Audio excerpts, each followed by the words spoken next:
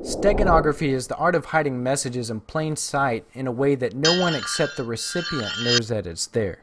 Though it's become more popular in the digital age, one of its previous more popular uses was to hide messages in songs when they were played backwards. So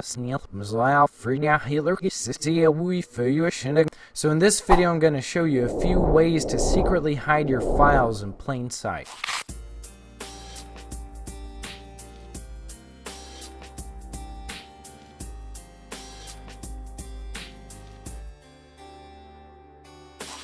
First, we'll look at hiding files inside of Microsoft Office documents.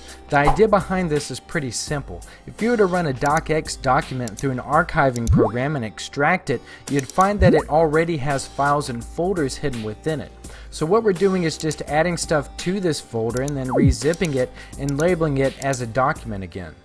When I tried doing this on my own, I couldn't get it to work. It kept giving me this error. So I found a program on irongeek.com that automates this process for you. Just open up the program, select the cover document, and then select the file that you want to hide within it, and it will create another file in the cover documents folder that begins with the word steno. Some things to note about this program is that I had several issues using various file formats, but text files seem to work the best. Also, if you were to change anything in the cover document and resave it, the hidden file will be lost. Now, to extract the file, all you have to do is rerun it through an archiving program such as 7-zip, and you should see the file within the document.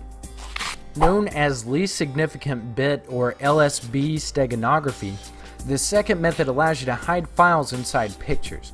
The first way to accomplish this is through the command line. First, make sure that you have your picture and file in the same folder. Then go to Start, Run, and type in CMD. Now navigate to the folder that has your files by using the CD command and type in copy space /B space the name of your picture space plus space the name of your file space the name of a new picture. Once you hit enter, you should have a new picture in your folder that has the file embedded in it. Now you can send this picture to a friend or upload it to Flickr. To retrieve the file from the picture, simply change the extension to that of the hidden file and then double click on it. Another possibly easier option for this would be to download the Hide in Picture program from this website.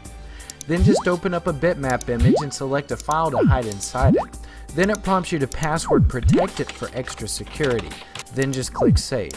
The only drawback with this is that you have to have this program in order to extract the file as well. This last method hides messages in plain Unicode text.